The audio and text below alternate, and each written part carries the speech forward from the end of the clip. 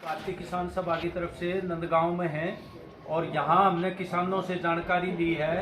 तमाम फसल यहाँ सरसों, गेहूं और दूसरी सब्जियों वगैरह की सब जो शनिवार को भयंकर ओलावृष्टि हुई है उससे 100% नष्ट हो गई है। और आज हमने भिवानी में भी प्रदर्शन करके किसानों ने जिला उपायुक्त के माध्यम से मुख्यमंत्री को और जिला उपायुक्त को ज्ञापन दिया है कि इन किसानों की इस ओलों से बर्बाद फसलों की तुरंत विशेष गिरदावरी करवाई जाए और किसानों को न्यायोचित मुआवजा दिया जाए। 1 एकड़ में लाख रुपए का नुकसान इन किसानों का हो गया है। कम से कम लाख रुपए इनको जो है मुआवजा दिया जाए प्रति एकड़।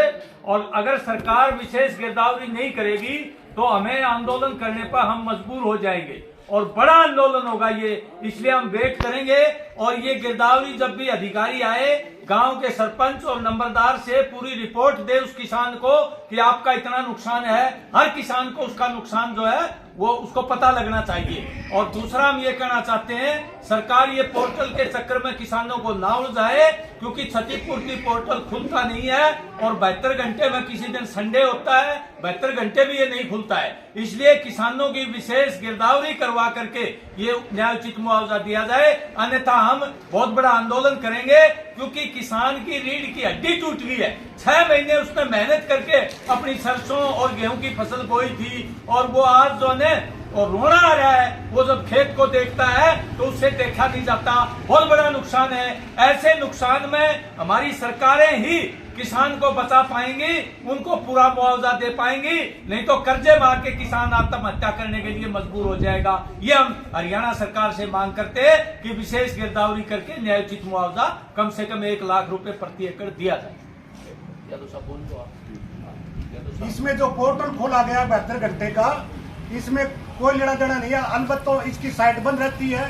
किसी दिन संडे आ गया, छुट्टी आ गई, उसमें कुछ एक आदमी जो है अपना क्षतिपूर्ति उसको दर्ज करा पाते हैं, बाकी लाइन में खड़े रहते हैं और 72 घंटे खत्म हो जाते हैं। ये सरकार से हमारा निवेदन है कि 72 घंटे वाला ये जो क्षतिपूर्ति पोर्टल है इसको बंद किया जाए और गिरदावरी के तहत पूरा मुआवजा किसानों को दिया जाए।